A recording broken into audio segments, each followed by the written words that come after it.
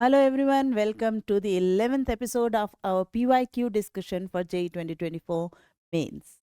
ये हमारा 11th episode, इसके अंदर हम डिस्कस करेंगे 25 जुलाई 2022 का इवनिंग यानी सेकंड सेशन जो हुआ था उस पर्टिकुलर पार्ट का ऑर्गेनिक पेपर, राइट। तो इस पेपर के डिस्कशन को स्टार्ट करते साथ मैं आपको फिर से याद दिला दूं, लास्ट एपिसोड में मैंने आपको बताया था कि in case if you have any problem related to the theory of all these questions you can refer to the playlist of our revision series of JEE Mains, जिसकी लिंक इस particular video के description में भी मैं attach करूंगी, आप उसे देख सकते हैं। ठीक, इसी पर्टिकुलर 2022 के जून के सारे पेपर्स का डिस्कशन, उसकी लिंक भी इसी में अटैच होगी। तो जून एंड जुलाई दोनों सेशंस आपके यहाँ कंप्लीट होंगे और उन दोनों को देखकर आप अपनी तैयारी रिलेटेड टू ऑर्गेनिक या आपको कितनी कॉन्सेप्ट क्लियर हैं, कहाँ हेल्प की ज़रूरत है, वो चेक कर सकते हैं। ठीक, हाँ, स्टार्ट करने से पहले I would like to remind you कि अभी तक अगर आपने हमारा चैनल सब्सक्राइब नहीं किया है तो please subscribe it right away. और अगर आपको हमारा ये वीडियो पसंद आए तो do not forget to hit the like button and share our video with your friends, family and peers, right.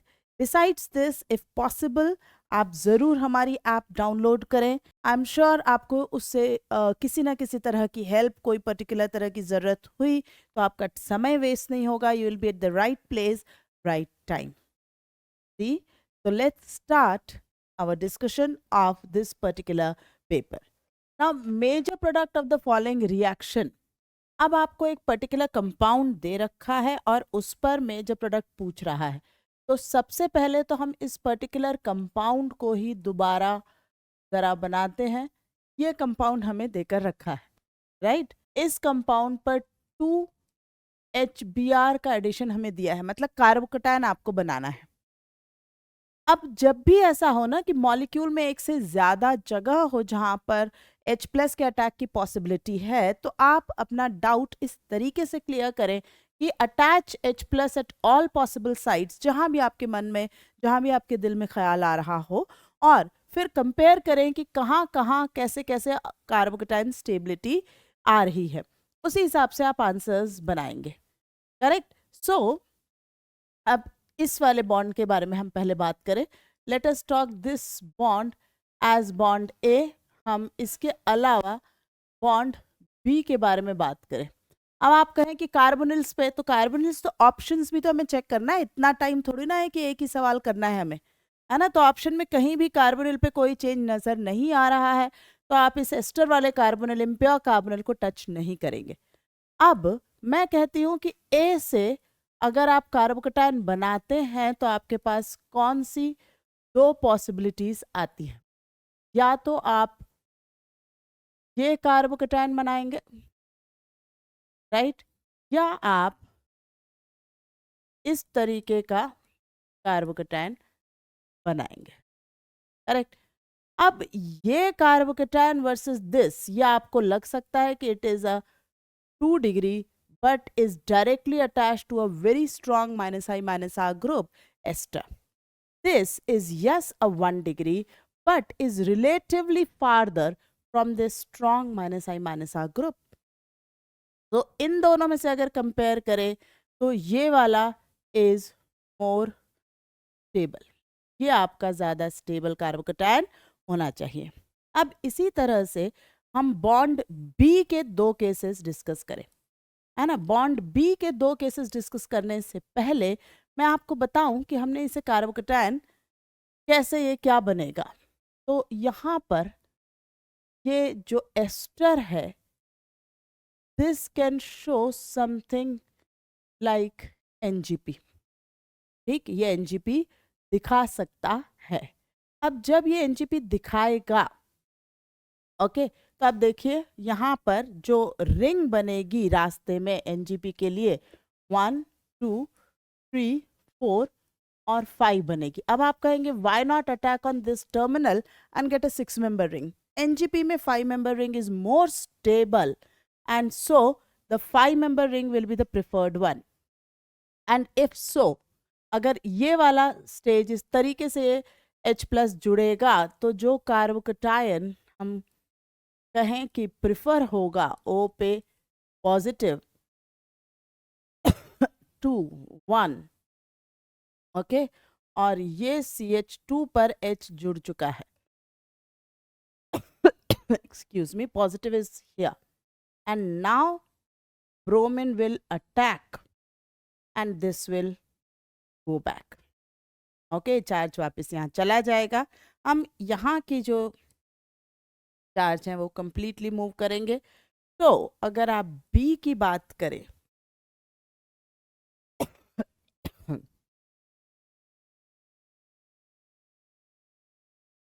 ऐसा प्रोडक्ट आना चाहिए, राइट?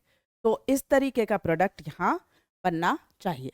अब दूसरी चॉइस, अगर आप नहीं जानते, अज्यूम कि हमें नहीं याद आया एनजीपी, क्योंकि बिल्कुल पॉसिबल है कि आपको एंड मोमेंट पे एनजीपी ना याद आए, लेकिन तब भी आप 2 डिग्री कार्बोकैटायन तो बनाते।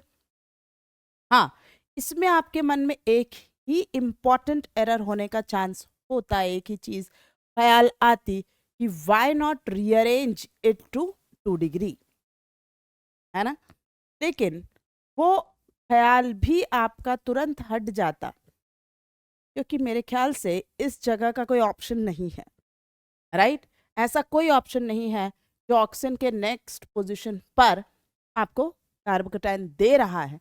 तो इवन अगर आपको एनजीपी नहीं भी याद आया तो आपका सवाल रुक नहीं रहा है, आप स्टेबल कार्बोकैटायन बनाते हुए आराम से प्रोसीड करते हैं। ओके, तो यहाँ आपने डिसाइड किया कार्बोकैटायन कॉर्नर में होना चाहिए और यहाँ डिसाइड किया 2 डिग्री होना चाहिए। अगर इन दोनों साइड्स को फाइनल हम करें तो ये carbocation wrong, not form. So A or B options are eliminated. Now C or D. In C, this is also 1 degree. So this option is also eliminated. And answer will be D, as it is 1 degree towards the strong electron withdrawing group and 2 degree on the other side. Is that clear? Okay, let's move to next. But before that, I'd like to tell you that in case, just in case, if this particular positioning of groups, particularly nitro का सवाल आया था किसी एक mains में,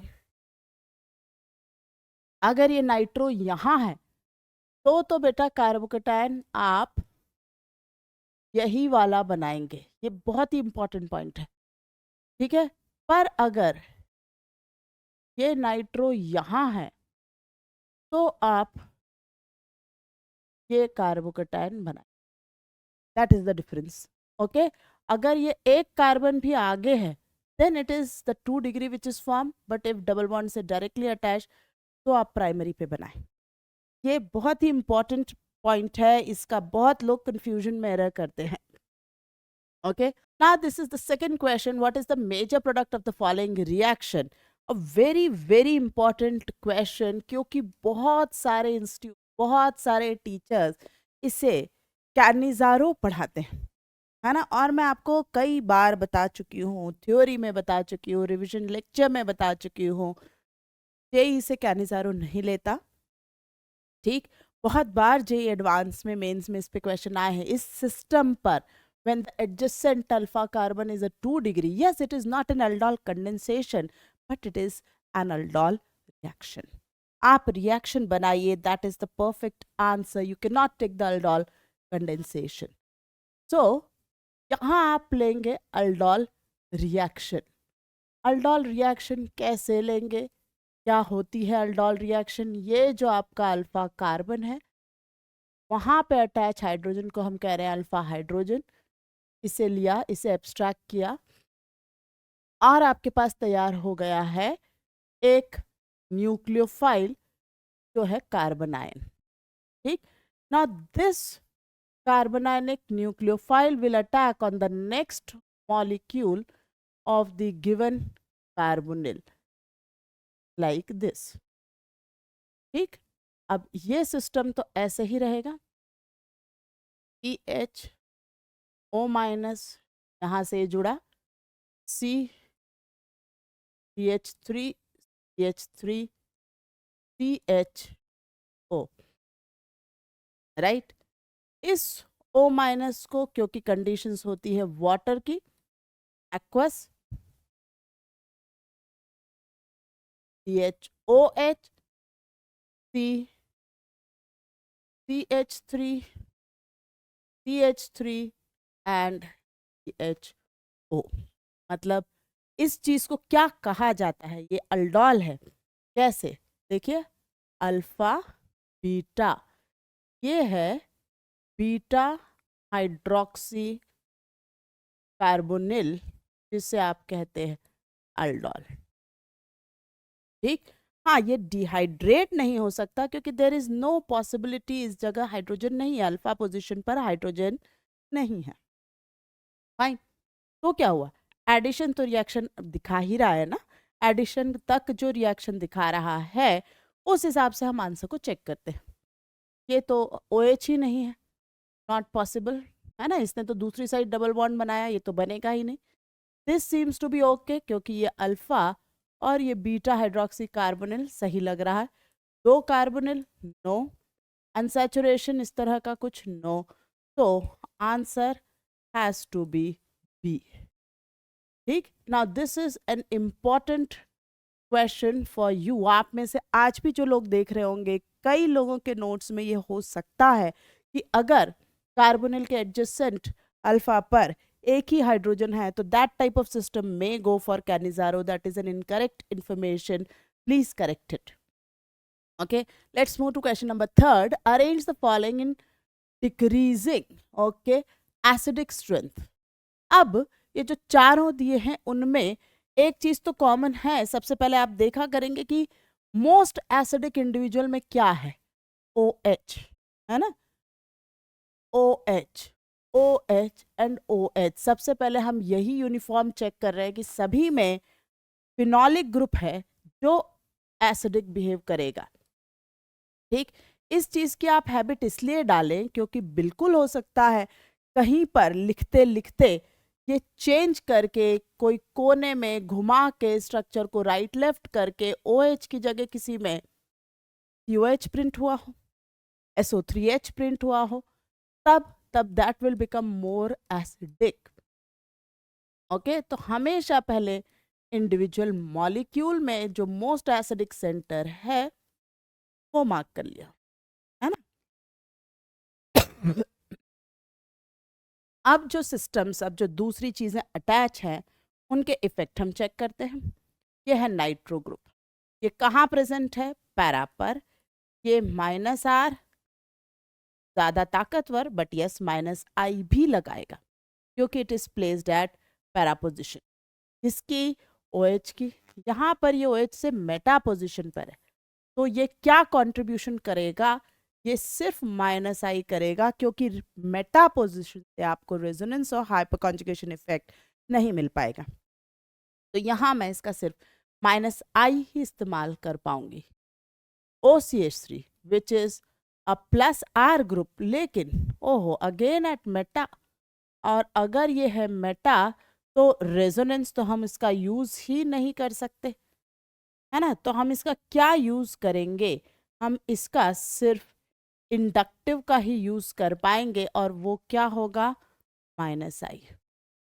यहाँ OCH3 is eight para, तो यहाँ मैं इसके रेजोनेंस ग्रेटर देन -I का यूज कर पाऊंगी। अब जब आपको एसिडिटी, एसिडिक स्ट्रेंथ पता लगानी है तो Ka will be directly proportional to presence of electron withdrawing groups and is inversely proportional to electron donating groups। ठीक, तो withdrawing groups किसके पास है? पहले दो, उनमें भी ज्यादा इफेक्टिव विड्रॉल कौन करेगा? फर्स्ट, राइट, जिसको इन्होंने A लिखा है। तो हम कंक्लूड करेंगे कि भाई सबसे अच्छा विड्रॉल A में मिलने वाला है, तो A सबसे अच्छा एसिड होगा। अब दो आपके पास हैं, एक में नाइट्रोमेटा पे है, एक में OCH3, दोनों -I हैं। किसका -I ग्रेटर है? B, NO2 का, and then it will be C, है ना।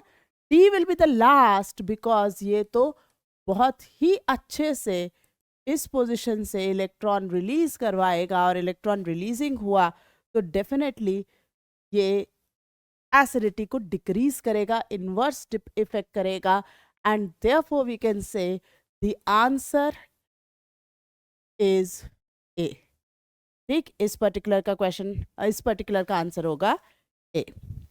Moving to question number 4, the second question जिस पर मैं यहाँ इंपॉर्टेंट मार्क कर रही हूँ क्योंकि ये बहुत बार आता है, साइनाइड पे ग्रिग्नार्ड की रिएक्शन बहुत बार पूछी जाती है। इसको मैं पूरा आपको मैकेनिज्म के साथ समझाती हूँ, है ना। हमें क्या दिया है देखिए, CH3 CH2 cyano C triple bond N। अब हमसे कह रहे हैं इस पर रिएक्शन दी है CH3 MgBr और ये पूरी रिएक्शन कही गई है सिर्फ ईथर में, पहले सॉल्वेंट ईथर में रिएक्शन कराई जाए। आपने न्यूक्लियोफिलिक अटैक शुरू करा, ठीक, और बिल्कुल जैसा C डबल बॉन्ड O पर करते हैं उसी तरीके से हमने यहाँ किया और CH3CH2 C double bond N MgX और ये यहाँ CH3, करेक्ट। ये आपका बेसिक पहला एडिशन कंप्लीट हुआ। अब मेरे पास एक चॉइस ये है कि क्या मैं एक बार और इस पर अटैक नहीं ले सकती? यस, अगर मैं ऐसा करूं तो CH3 CH2 CH3 single bond N, यहाँ पर अब 2 MgX आएंगे। बट अब आपका जो नाइट्रोजन है ये तो सेकेंड पीरियड का मेंबर है और सेकेंड पीरियड का member 2 negative charge, 2 negative on this small nitrogen is unstable, ये नहीं बनेगा और इसलिए ये रास्ता आप कितनी भी देर इसे ईथर में रखें आगे नहीं बढ़ेगा, ये इसी स्टेज पर रुकेगा। तो आपका जो ए है वो यही है, कितनी भी देर आप रखें। और अब इसका हाइड्रोलिसिस कर दिया गया, ठीक, और अगर इसका हाइड्रोलिसिस कर दिया गया तो ये साइट देखिए ये ब्रेक होने वाली है और ये बन जाएगा CH3 CH2 C double bond O CH3, ये आपका बना B। ओके, अब कई बच्चों को ये ख्याल आता है कि अब कीटोन बन गया, अब मैं ग्रिग्नार्ड पे अटैक करा लूं, तो आप फिर नहीं करा सकते because this whole thing happened in water, और वाटर में ग्रिग्नार्ड नहीं है, ग्रिग्नार्ड उसके पहले एक बर्तन में था, ईथर में था। इट इज लाइक एक कंटेनर में आपके पास ग्रिग्नार्ड था, उसमें जो भी बना आपने दूसरे कंटेनर में ले लिया, तो ग्रिग्नार्ड साथ चल के नहीं आया, उसका प्रोडक्ट यहाँ आया है, ग्रिग्नार्ड ईथर में पीछे छूट गया है, वो अब आपको अवेलेबल नहीं है, ठीक। तो ये है आपका बी और अब इसकी रिएक्शन कही जा रही है with zinc amalgam and HCl। तो ये कौन सी रिएक्शन है, जरा आप सभी अपने दिमाग को थोड़ा सर्च करें, आपको याद आ गई होगी। ये बहुत ही फेमस रिएक्शन है, ये है क्लेमेंसन्स रिडक्शन। देखिए पूरी तरह से एनसीईआरटी की ही चीजें हैं, इसमें एक भी चीज ऐसी नहीं है जो एनसीईआरटी में नहीं दी गई है, everything. And thus the answer is A. Okay, cyanide की reaction with Grignard is very important for both mains as well as advance, तो जरूर उसको अच्छे से करें। बहुत बढ़िया क्वेश्चन, बेसिक फॉर कार्बोहाइड्रेट। क्या पूछा है, ग्लाइकोसाइडिक लिंकेज। अब ये ग्लाइकोसाइडिक लिंकेज क्या होता है, ये ग्लाइकोसाइडिक लिंकेज होता है कार्बोहाइड्रेट्स जब बनते हैं तो मोनोसेक्राइड एक से एक, दूसरे से तीसरा, तीसरे से चौथा जो जुड़ते हैं, तो वो जो उनकी लिंक होती है ना, वो लिंकिंग चेन जो है, वो लिंकिंग बॉन्ड जो है, वो कार्बोहाइड्रेट में कहलाता है ग्लाइकोसाइडिक लिंकेज। ओके, अब ये glycosidic linkage word is generic, it is for any monosaccharide, जब आप यूज कर लेंगे वर्ड ग्लाइकोसाइडिक। पर अगर आप इसमें स्पेसिफिक होने लग जाएं कि ग्लूकोज के एनोमेरिक कार्बन ने ये लिंक बनाया, तो आप बोलेंगे ग्लूकोसाइडिक। फ्रुक्टोज ने बनाया फ्रुक्टोसाइडिक, ठीक है, गैलेक्टोज ने बनाया गैलेक्टोसाइडिक। तो वो स्पेसिफिक होता जाएगा जब आप पर्टिकुलर जो मोनोमर है उनको आइडेंटिफाई करके और फिर बात करेंगे। ठीक, अब इन्होंने यहाँ ये पूछा है कि वो ग्लाइकोसाइडिक लिंकेज किसके अंदर है चार में से जिसमें C1 ऑफ अल्फा ग्लूकोज इस्तेमाल किया गया हो और C2 ऑफ बीटा फ्रुक्टोज किया गया हो।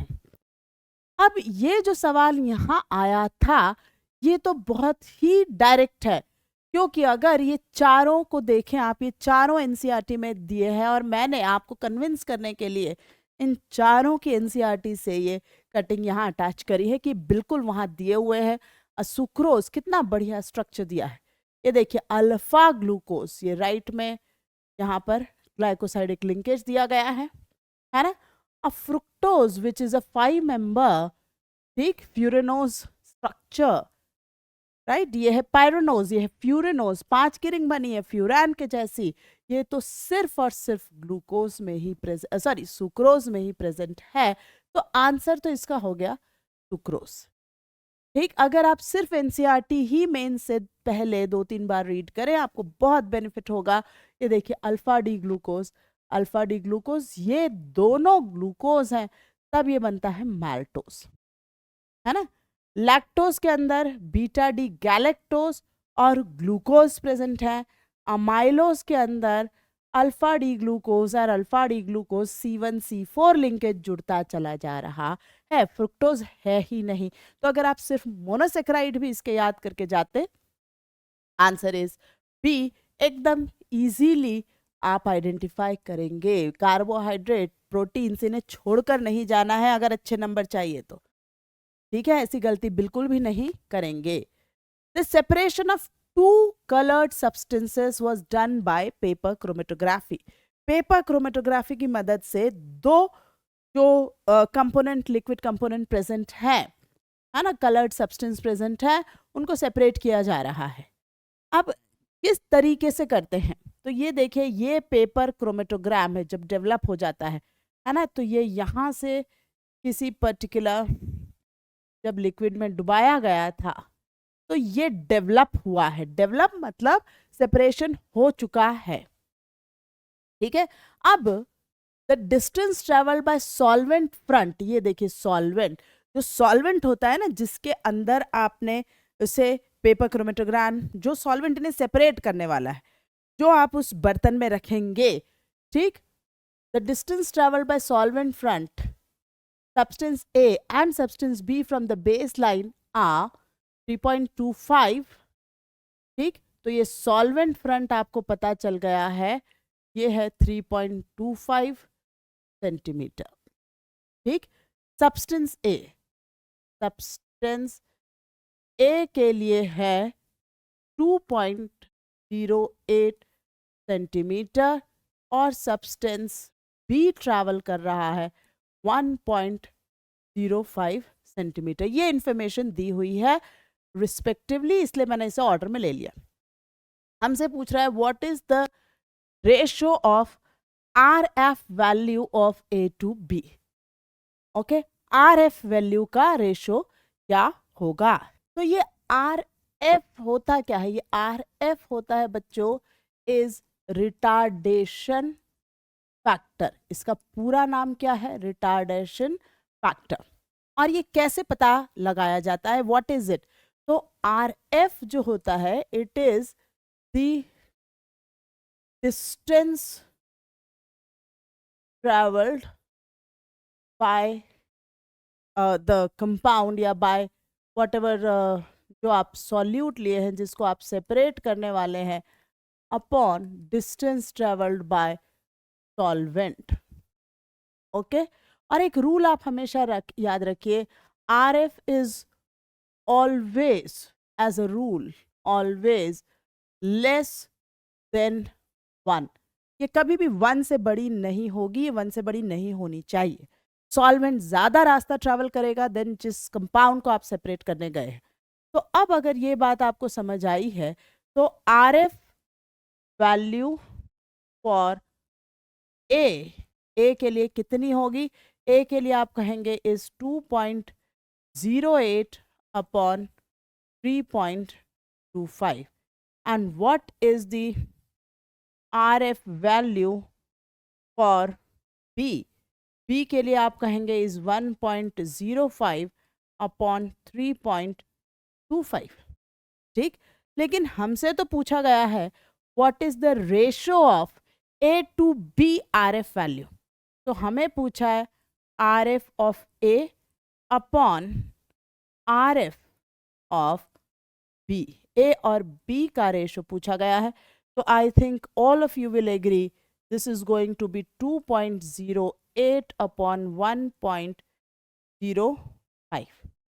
ठीक, you can say it is nearly 2। हाँ, अब जो इंस्ट्रक्शन होगी इफ दे वांट डेसिमल तो वो देखें, otherwise the answer is 2। Okay, ये एक बड़ा ही नेग्लेक्टेड सा टॉपिक होता है और इस पर क्वेश्चन आते हैं, तो प्लीज गो थ्रू इट। कोई प्रॉब्लम हो तो आप हमें कंसल्ट करें। ठीक, read that particular chapter. The total number of mono-bromo derivatives formed by the alkanes with molecular formula C5H12 is। अब सबसे पहले तो आपको ये पता होना चाहिए कि C5H12, सबसे पहले तो आपको ये पता होना चाहिए कि ये जो C5H12 है उसके कितने तरह के अल्केन्स हो सकते हैं। क्वेश्चन बहुत क्लियरली मेंशन कर रहा है एक्सक्लूडिंग द स्टीरियो। बढ़िया बात है, हमें स्टीरियो पे ध्यान नहीं देना, लेकिन स्ट्रक्चर तो पहले सही बनाए। तो C5H12 अल्केन है, डिग्री ऑफ अनसैचुरेशन 0 है। सबसे पहले आया एन पेंटेन, दूसरा आया 2 मिथाइल ब्यूटेन और तीसरा आएगा 2,2 डाइमिथाइल प्रोपेन। तो ये 3 अल्केन्स हो सकती। इस पर कौन से 3 मोनोब्रोमो बन सकते हैं, आइए मैं बनाऊं। You can have this one, you can have this one and this one. तो फर्स्ट के लिए आपके पास there is a possibility of 3 monobromo derivatives, right. अब हम आते हैं इस पर कितने बन सकते हैं। बहुत ही इंपॉर्टेंट पॉइंट है कि इन्होंने ये दे दिया कि भाई स्टीरियो मत कंसिडर करो। ठीक, ये ब्रोमिन,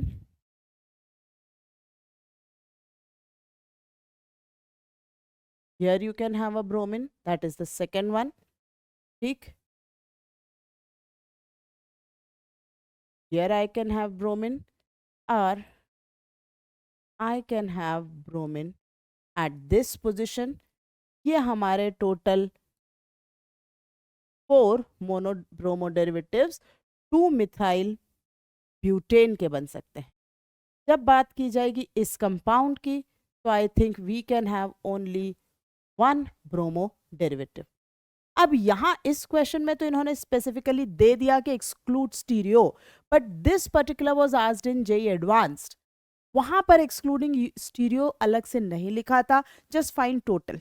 जब कहा जाए ना जस्ट फाइंड टोटल, तो you automatically have to consider stereo in the total number of molecules formed.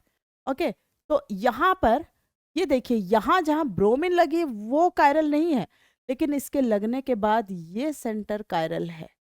तो इसको अगर आप गिनते इंक्लूडिंग स्टीरियो तो 2 कंपाउंड 2 प्रोडक्ट गिनते, यहाँ पर ये कायरल है, राइट। तो अगर यही क्वेश्चन इंक्लूडिंग स्टीरियो होता तो यहाँ इस particular second number compound 2 methyl butane में आप 4 की जगह 6 प्रोडक्ट्स रिपोर्ट करते, है ना। सिमिलरली यहाँ पर भी ये एक्टिव है, तो यहाँ 3 की जगह 4 प्रोडक्ट्स रिपोर्ट करते।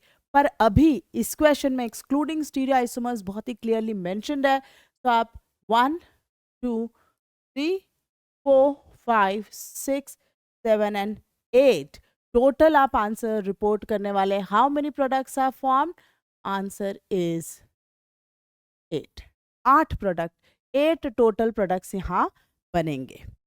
Is that absolutely clear? ठीक, तो ये टोटल 7 क्वेश्चन जो हैं, कंसिडरिंग कि जो सिलेबस हट चुका है उन्हें हम इस पर्टिकुलर वीडियो से हटा कर बात कर रहे हैं, है ना। केमिस्ट्री इन एवरीडे लाइफ और पॉलीमर के क्वेश्चन मैंने यहाँ शामिल नहीं करे हैं।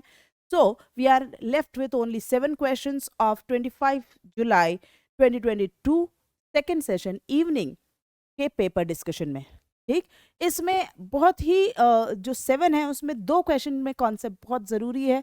एक तो वो क्वेश्चन जो मैंने आपको अल्डोल वाला बताया था, ठीक, कि उसमें आप ध्यान देंगे, और एक इस पर्टिकुलर क्वेश्चन में कार्बोकेटायन का फॉर्मेशन आपको बहुत ध्यान देना है। तो पहले 2 क्वेश्चन आपको बहुत ही केयरफुली करने हैं।